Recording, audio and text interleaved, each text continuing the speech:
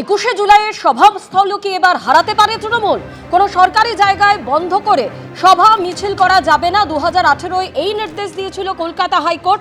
তারপরও বছরের পর বছর 21শে জুলাই ধর্মতলায় পালন করেছে তৃণমূল, আর এবার সেই মামলাতেই নোটিশ জারি করা হয়েছে। সরাসরি আমাদের প্রতিনিধি রুমা পাল আমাদের সঙ্গে রয়েছেন।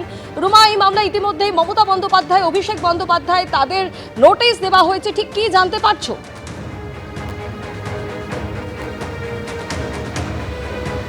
দেখো, জানিয়ে রাখি 2018 সালে কিন্তু হাইকোর্টের নির্দেশ ছিল যে কোনো সরকারি জায়গায় সেখানে কিন্তু মিটিং মিছিল করা যাবে না। কিন্তু তারপরও দেখা যাচ্ছে যে 21শে জুলাইতে যেমন ধর্মতলা রাস্তা আটকে কিন্তু তৃণমূল কংগ্রেস তাদের 21শে জুলাইয়ের যে অনুষ্ঠান সেটা কিন্তু পালন করে এসেছে। তার পরবর্তীতে কিন্তু আদালত অবমাননার কেসও হয় এই হাইকোর্টে, এবং সেই মামলাই চলছিল। সেই মামলা আবারও ওঠে হাইকোর্টে। এবং অন্যদিকে জানিয়ে রাখি, হাইকোর্টে বিচারপতি অরিজিৎ ব্যানার্জি ডিভিশন বেঞ্চ ইতিমধ্যেই কিন্তু নির্দেশ দিয়েছে মমতা বন্দ্যোপাধ্যায় এবং অভিষেক বন্দ্যোপাধ্যায়ের বিরুদ্ধে নোটিশ জারি করতে হবে। সেই নোটিশ জারি করার কথা বলা হয়েছে এবং 3রা জুলাই পরবর্তী শুনানি রয়েছে।